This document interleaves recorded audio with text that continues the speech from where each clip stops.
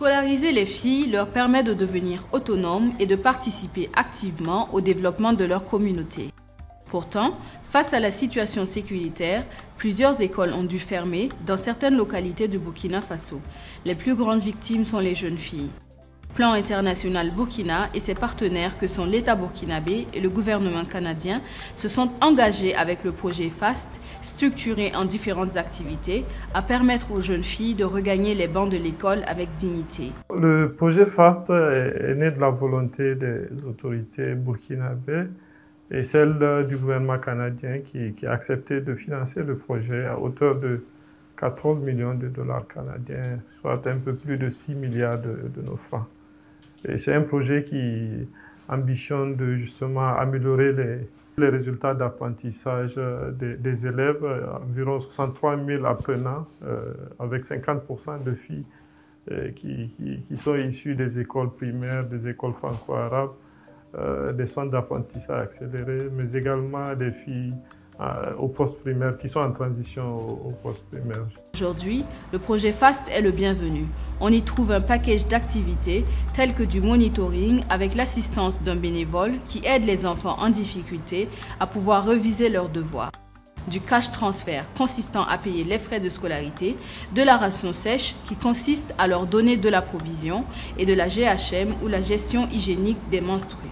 Le projet il est déployé dans 16 communes, réparties dans 4 régions, des régions à fort défi sécuritaire. Il s'agit notamment des régions du centre-nord, du nord, du Sahel et de la région de l'Est. Dans toutes ces localités, le projet travaille avec des acteurs au niveau communautaire, mais aussi des acteurs au niveau provincial, au niveau régional, tous soutenus par des acteurs au niveau national. Et c'est ensemble avec la Fondation Strom que Plan International, donc, qui constitue le consortium qui met en œuvre ce projet. La direction provinciale de l'éducation préscolaire primaire et non formelle a des relations avec Plan International et à travers le projet FAST. Alors, dans ce cadre, bien sûr, il y a un protocole, une convention qui a été signée entre la direction et puis ce partenaire pour la mise en œuvre d'un certain nombre d'activités.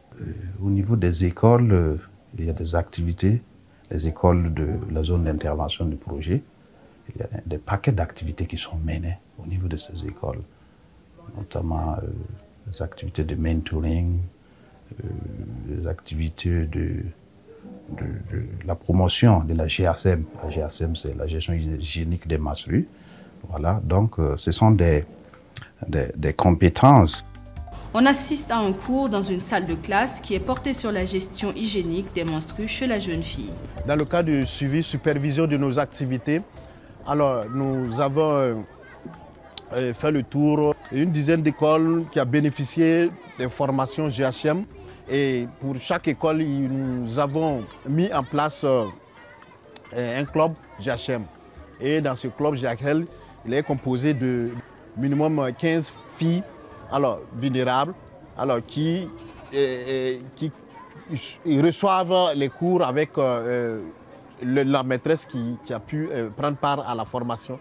Et les différents membres de ce club doivent par la suite éduquer et informer les autres pères pour pouvoir en tout cas avoir tous les béabas par rapport à la gestion hygiénique des menstrues.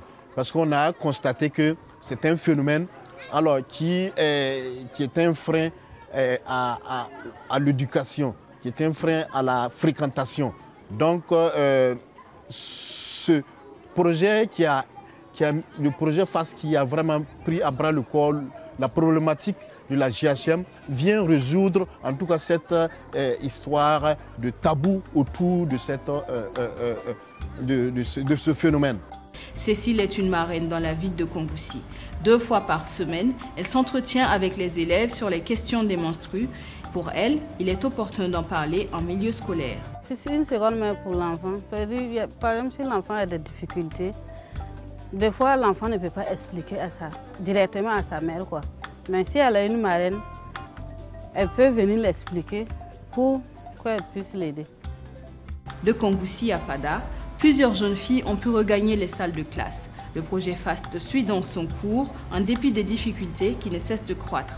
Et bien sûr qu'on a, des défis. Je vous disais tantôt que le projet est mis en œuvre dans l'une des régions à fort défi sécuritaire. Et nous venons de sortir d'une rencontre de réflexion avec le consortium de l'impact sécuritaire et ce que ça nous commande comme action. Et nous sommes justement en train de voir dans un temps soit peu comment apporter une réponse qui soit la plus pertinente pour soutenir ces populations déplacées.